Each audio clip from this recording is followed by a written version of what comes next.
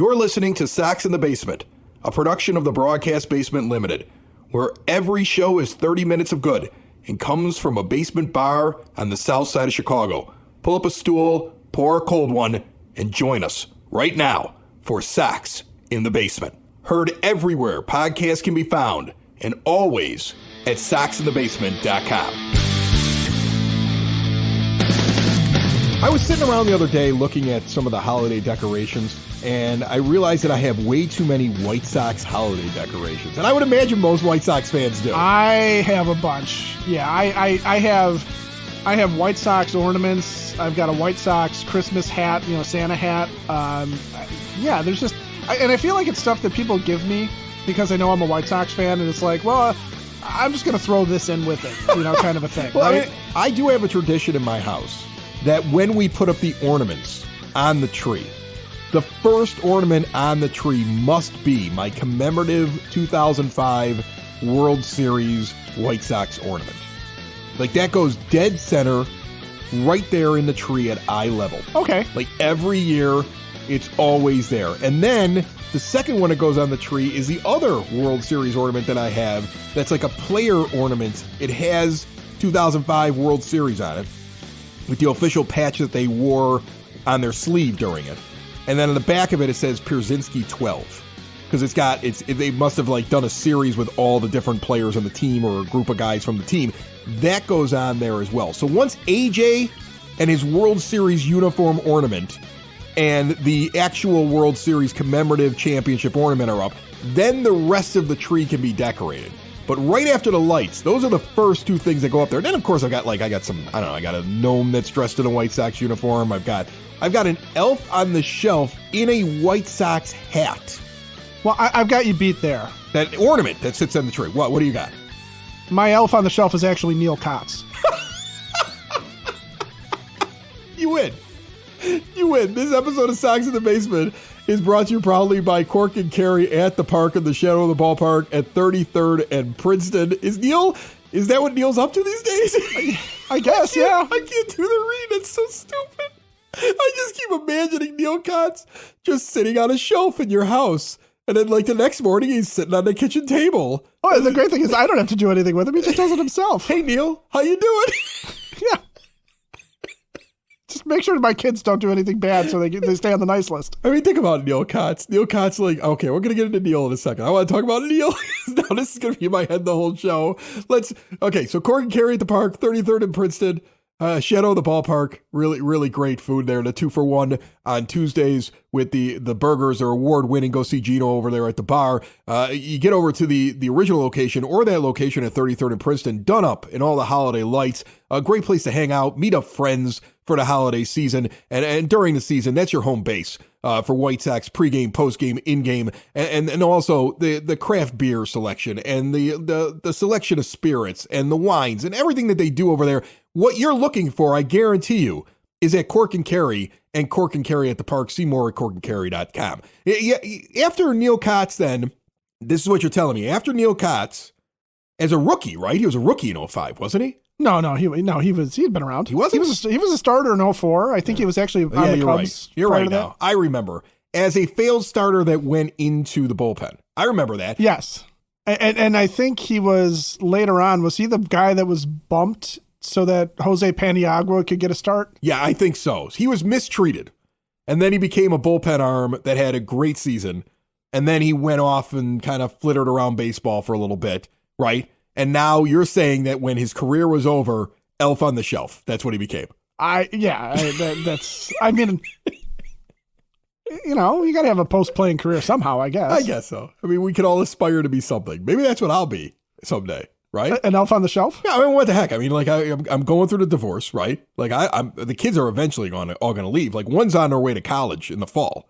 Well, actually, you could do a non-Christmas homewrecker thing and just be Chris on your miss. So the other thing that I saw this week, which I find very funny, is, and I've seen it already posted on Twitter, that supposedly, I don't know this because we're not season ticket holders anymore. We told them no. We laughed. Right. And then they try to do the voucher thing, buy some vouchers. And we're like, nah. And the funny thing about the voucher program, too, we were in the 300 level. But when we wanted to go get the vouchers, we couldn't get the vouchers for the 300 level. That's the way my dad explained it to me because he talked to the ticket agent. So the vouchers were only good for like the upper half of the 500? Yeah, probably that's what they were. But he told me, he's like, I'm not even going to be able to sit in the same area where I want to be, so why am I going to get these things? So he was like, I already said I was done. Now I'm double done. So, I mean, like, look, they're not making any friends. I feel bad for the ticket agents. They are the biggest department in the entire building, right? Like, the ticket agents are a bigger department than, like, the scouting department. They have so many people trying to convince you to come back. They could probably get away with flipping that around right now. Wouldn't that be a good idea? I think the analytics department, maybe more analytics guys, less like, young people trying to make their way in the baseball business, right? I mean, like trying to sell tickets. I think I would go with more people in that. Maybe teach some of those people to go on Baseball Reference and just learn some basic terms. You know, just start teach converting them how to them. scout, right? Something like that. Teach them how to go look at guys playing college ball and figure out if they suck or not. Yeah, that's all you have to do. It seems really simple. Instead of trying to convince you and your dad that, one extra game on them in a suite with the cheapest level of beer and some tacos is going to, Well, the new incentive now is that there's a season ticket holder party supposedly here at the end of January. Oh, so not SoxFest, but the season ticket party holder. Okay. Now what you're going to get is, again, the line of, we talk to lots of White Sox fans and they love what we're doing. Well, if you're at the season ticket holder party in January or any season ticket holder, and they've had them before, I actually went and looked it up after I saw that. Like they've had them in January. They have them sometimes in the spring. They have different season ticket holder parties at different times over the last 10 years. They've had them before, right? It's just weird with the timing and where they're actually going to put it, as they act like SoxFest never existed. Like there hasn't even been like an announcement that it's canceled this year. They're just like, you peons, we're not even talking about that anymore. It never happened and never will happen again. Right. Like, I don't know what you're talking about with that. When the team was founded in 1980 by Jerry Reinsdorf. But the thing is, they're having a season ticket holder thing, and all that's left, I would think, season ticket holders, is that I don't know. I'm not going to besmirch season ticket holders. I know there are several of them that think that this team sucks and are mad at the front office and think Jerry Reinsdorf is cheap. I just want to say that if you're going to pick a pool of people in which you are more likely to find people so loyal to the team that they put on blinders, it would have to be this batch of season ticket holders. Like, you would think proportionally, this is your best chance if you got them all into a room, of having a majority of people happy with you. Because the majority of people that are mad at you aren't spending money. Like, there's some people that will always spend it. There are some people who just love the experience of the team and are very realistic about who the White Sox are, who Jerry Reinsdorf is, and what the problems are with the organization and how bad it's been for the last 4 decades or so. And they may still buy tickets, but you're going to get the biggest concentration of happy White Sox fans at that party that you're going to possibly get. And then they're going to be like, well, we talk to fans all the time and they love what we're doing. I hate that. But you're going to hear it. Well, yeah, of course you are. And you're right, because there's 2 reasons when a team is going bad and when you're disillusioned with the ownership and all that stuff. There's only a couple of reasons really to maintain your season tickets. And one is some sort of tradition, right? We've had White Sox season tickets going back to 1919. We can trace it to our forefathers. It's something like that where it's just, it's a thing, okay, with your family. Or you are somebody who is just that damn loyal to the laundry and you don't care who's on the field. It's White Sox. You're just that guy, right? You're that family. You're that person. Or you are somebody who is just so in love with baseball that you're going to go to games because you don't really care. It's the White Sox. You just maybe like, the South Side better than the North Side in terms of the parks, in terms of the ambiance, in terms of the cost, whatever it is. But you're really just a fan of baseball and you're just going there. And if you're one of those, you're probably not showing up to a season ticket holder party, right? If you're one of the ones that are like this is tradition and we hate the team, but we're still going to go because we've always done it. And it just feels like something we have to do, like, keeping the last name in the family. Yeah, you're probably going to go and you might say some things, you might be critical, but the diehards that are going to go and that are just there because they just love the team and they love the White Sox and they always have and they always will, and they will absolutely defend the team to their dying breath. They're not going to go and say anything bad because they're all secretly hoping that if they say something really, really nice, that they're going to be invited to, pitch game 4 of the opening series. They're going to replace Jason Benetti. They're going to be Jerry Reinsdorf's assistant. They're going to be ingratiated and welcomed into the White Sox. They're the dreamers. They're the ones that are like, right. If I love them, they'll love me back. And what they don't understand is that they don't love you back. I mean, let's be honest. They don't. When you when you blame the pandemic in 21 on the fact you're not having SoxFest, okay, fine. I remember even in 21 that there were a couple of festivals that were going on. Sure, you had to wear a mask and there was probably like less attendance and stuff like that. There were people that wanted to have it. They just didn't want to have it. Okay, fine. I can accept that. When they blamed COVID in 22, though, COVID was on the downslide. The vaccines were out and everybody else was People having. were gathering. Everybody was having done. gatherings. Everybody was doing stuff at that point. Last year was like something like there were a myriad of reasons. Wasn't that it last year?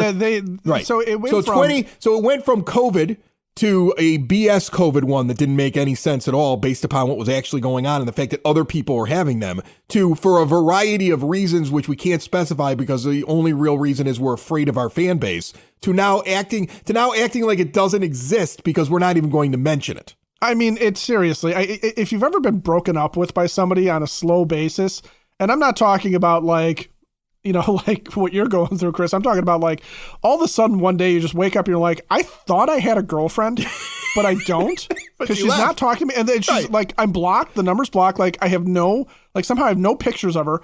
And everything is suddenly gone. And you're like, what the hell happened? Like, it was a slow breakup. God, it was quiet quitting. That's what it was. That's what the White Sox did. Yeah. They're quiet quitting you on SoxFest because they went from, oh, we've got a reason why we can't do this, to what?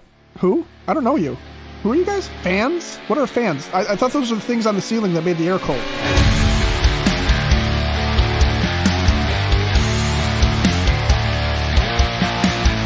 Sox in the Basement listeners, for exterior windows, doors, patio doors, storm doors, go to Window and Door Superstore of Oak Forest. They've been around for 40 years, okay? They've been in Oak Forest since 1985. There's an owner sitting in the showroom. You go see them. There's a reason for that. You get your questions answered. It's not some salesman who's making commission.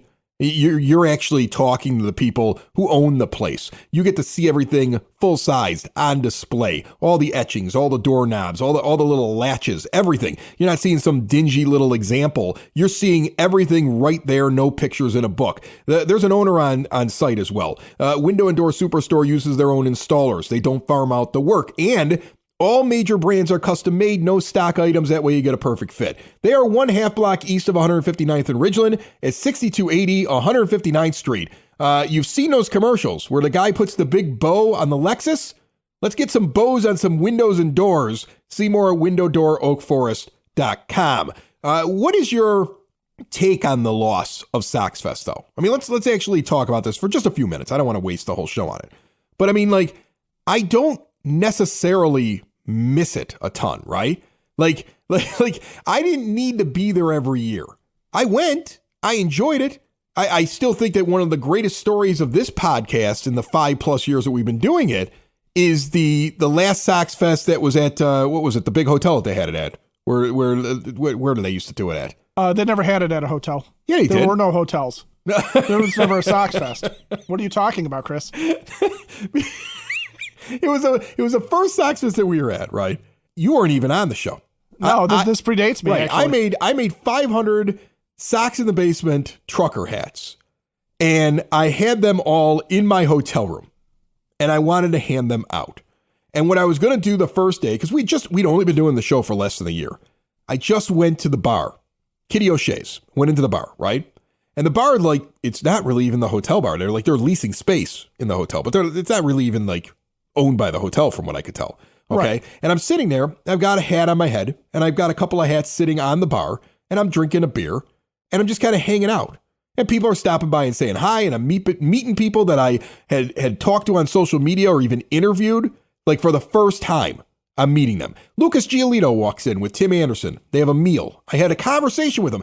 Ed Farmer and Darren Jackson come by. They wear the hat and take a picture with me. I'm having a blast. And then all of a sudden, this nice lady who's at the bar comes over and she says she's the manager.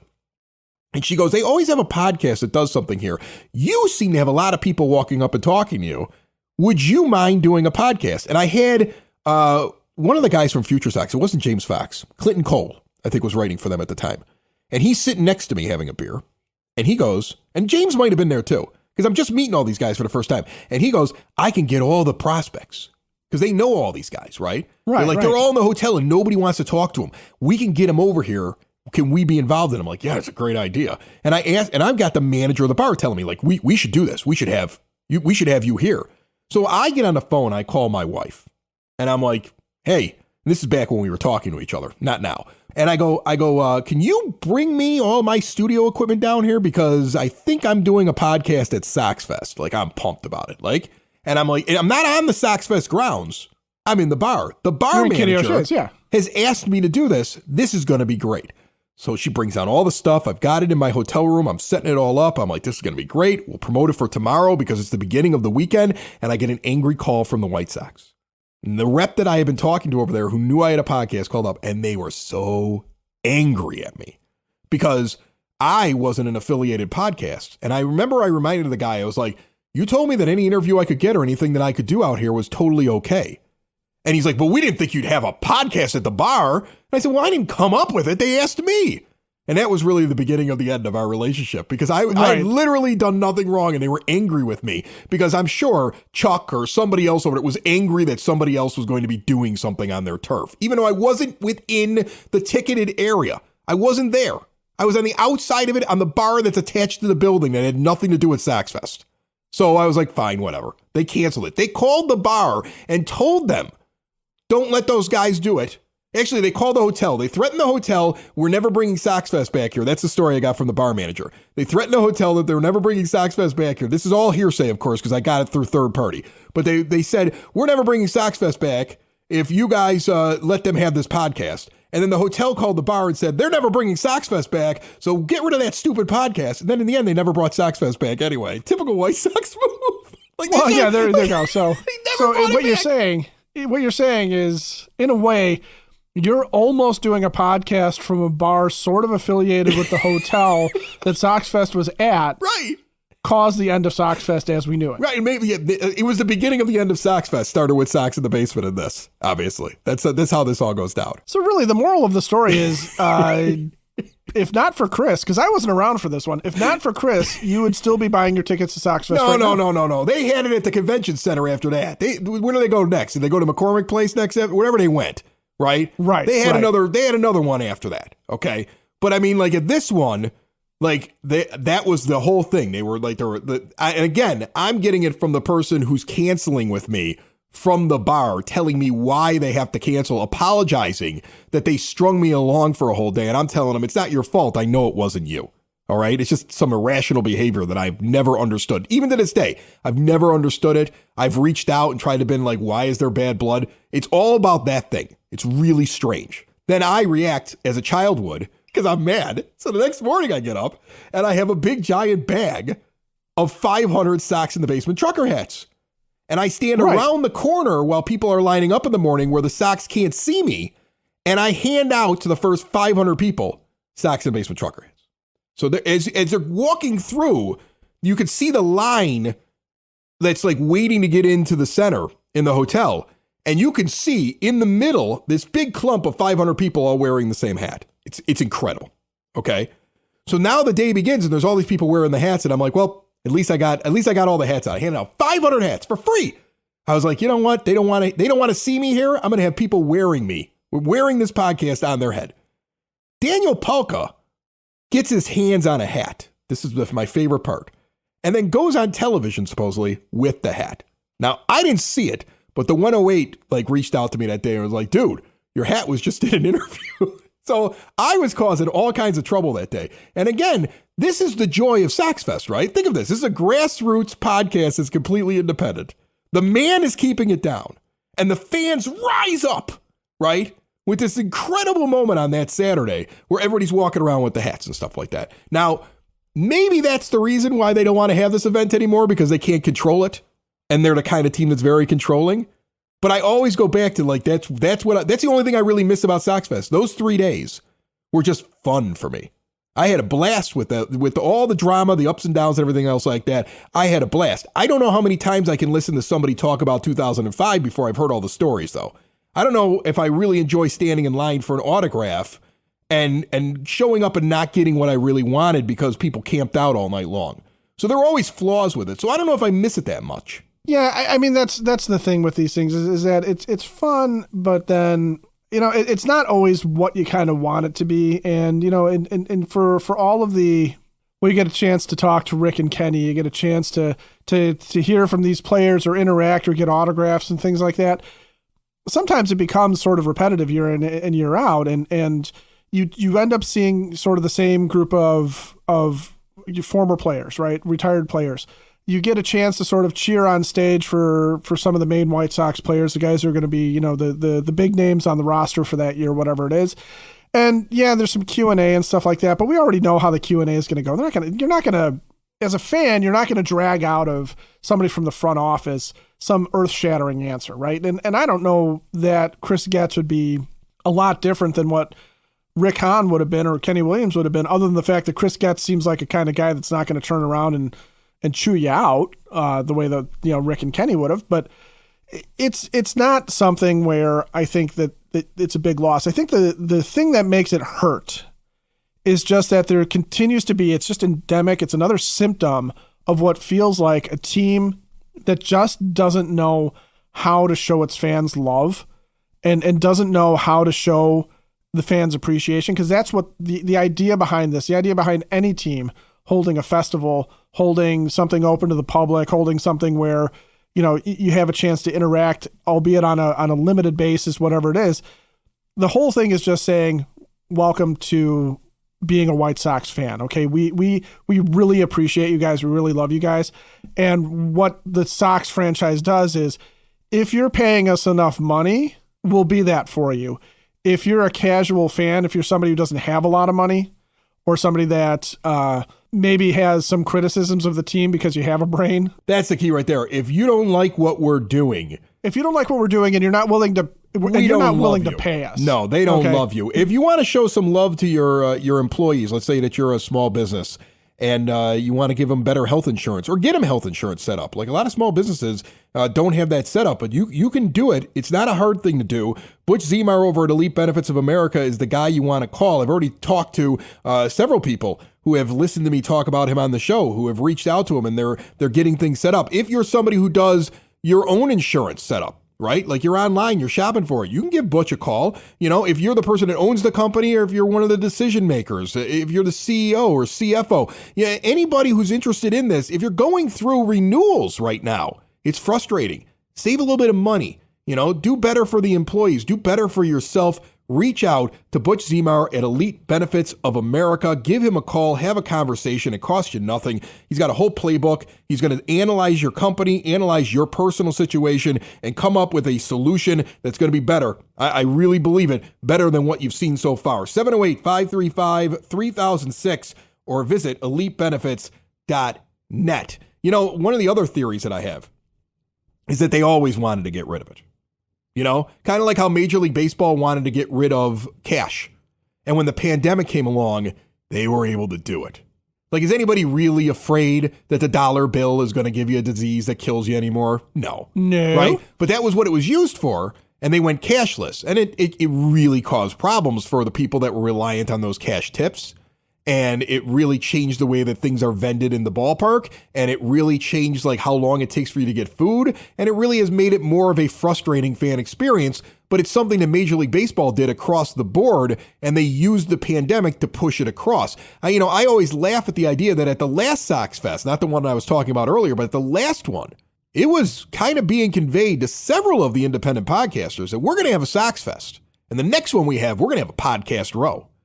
Now, do you really believe that they were going to let us all sit in SoxFest and yes, actually. You do? No. I do. You do? Because I think they were saying it because they knew they were never bringing SoxFest back. Like, they knew they weren't bringing it back, so they were telling us they were going to have Podcast Row, and it was never going to happen, Ed. Think about that era, because you're talking about the last SoxFest. You're talking about the one going into the 2020 season before the pandemic really hit, right?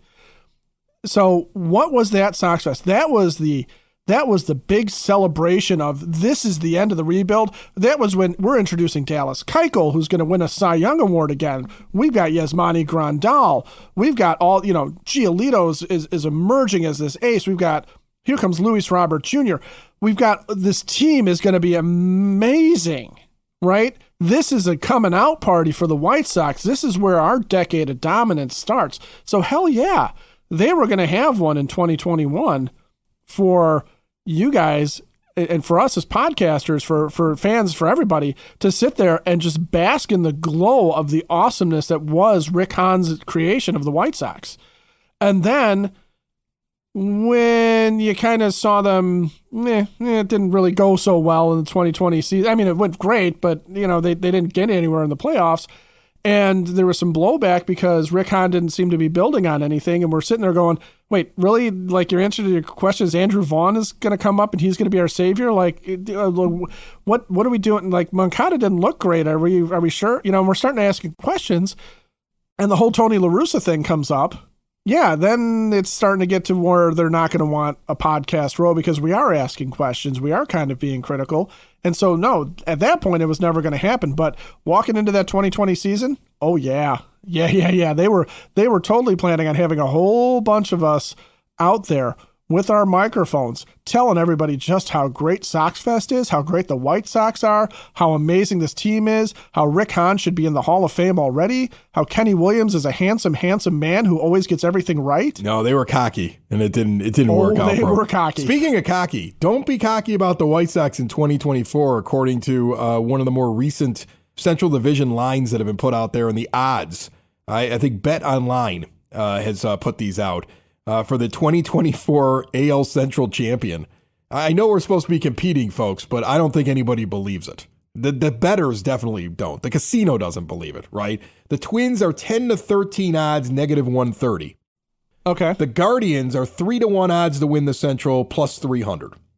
The Detroit Tigers are 15-4 odds, +375. So those are all, teams that they believe could do it, right? Now, this was put out on the 18th of December, so just in the last couple of days. So even after what the Royals have done, still 12-1 odds, +1200. And the White Sox, bringing up the rear, 20-1 odds, +2000 in the weakest division in Major League Baseball. Well, that, I think, tracks. I mean, as we're sitting here right now, come on, really, honestly, as we're sitting here right now, you have an incomplete starting rotation. You had one of the worst records in baseball last year. You've still got a lot of positions that are up in the air and unsettled. You don't really know what's going on. Some of the players that I think bettors would have liked to have counted on, like Tim Anderson, have been let go. So at this point, sitting here in December, yeah, I would 100% agree with those odds. I don't know if they're a last place team. But I don't think they're a last place team. I actually like that bet better than I like it for the Royals. Yeah, that's the thing. Like, I don't think that the White Sox are a last place team. I could be wrong, but I just think that, there is some talent on the team. There are some capable players. I think when you play defense, if they really are going to go defense first, that keeps you in a lot of games. Yeah, I think it's very hard to put that team in last place. I don't think that team loses 100 games. I know that's I think a lot of people will sit there and say, well, if I go, sabermetrically and I'm just looking at OPS and I'm looking at runs created and all this stuff like this, then you can make an argument oh, they're the worst team. But baseball is still a game that's played between the lines, and that you still have to be able to field and throw and pitch. And they may put something together that's competitive, but I don't think it's a playoff team by any stretch of the imagination. And I don't think that you're a couple of moves away from being a playoff team, which is why you're really building for 2025. There is still lots to do, though. I again go back and fall back on just looking at recent moves. Yeah, every once in a while you see the big giant signing, the Shohei Ohtani move, right?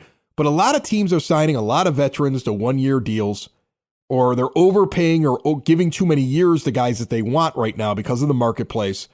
And I think right now teams are just trying to shore up all the periphery things in their roster because they're so uncertain as to whether or not they're going to be able to get the guy they really want that's in free agency. I think there's still an awful lot of talent out in free agency that is still testing the market. And so this White Sox team could look very different. And it should look different. He should still be going out and signing another pitcher. He still should be going out and doing something in right field. There has to be a trade to be made here somewhere as well. There has to be some kind of movement of some of the talent that he has. I really do think Dylan Cease is going to get dealt at some point. It's just not the best deal on the table yet, and he's being patient. I still think Jimenez isn't on the team. I still think that they're going to move him at some point, but it has to kind of come into focus. All the chips have to fall, and we're still waiting for them to fall because we haven't even made it to Christmas Day yet. But I think we're going to see a lot more movement mid-January through February here. I think you're going to see a flurry of movement, and I think the White Sox will make moves, and that number could change. Oh, absolutely. So it might be worth getting in on now, because the other side of that too is I don't think the Guardians and the Twins are as good as that line would have you believe. I don't think either of them are dominant. I think it's just when you look at the grand total of things, you have a division that is the weakest in baseball, like you said, because you have flawed team after flawed team after flawed team.